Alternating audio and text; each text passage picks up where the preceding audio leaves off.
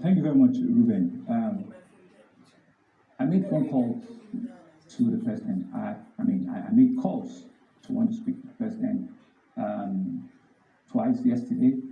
First time they hadn't come to the office, and the second time was at a FECT meeting.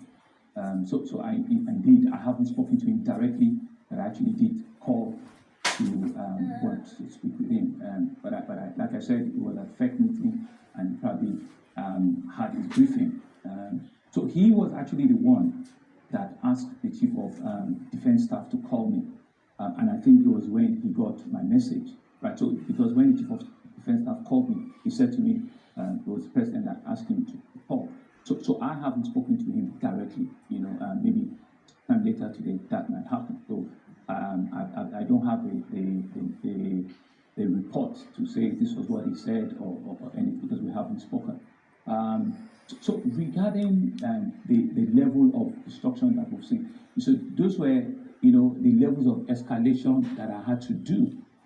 Each time I get a report, or each time I see a video trending of the next facility that has been touched. So I was escalating I won't call it anger, but my attempt to be able to stand and to be able to halt the level of destruction that we're seeing. And that was what led to all of those calls coming in, right? And I don't understand, I don't know the reportage line or the protocols of the military. How do they come out? How do they, what is their line of change of command? I don't, and I cannot, claim that. I mean, it's something that is known to everyone. But eventually, they said to me that they will come out, and we've seen quite a number of them responding to a lot of those facilities. But of course, we can say after the effect, these buildings have already been touched, and so for us is going forward is to ensure that we still do not have a repeat of what we saw yesterday.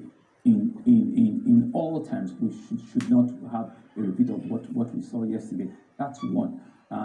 Secondly, is to answer the question that if there's a need to present, those cameras for verification, yes, they are available.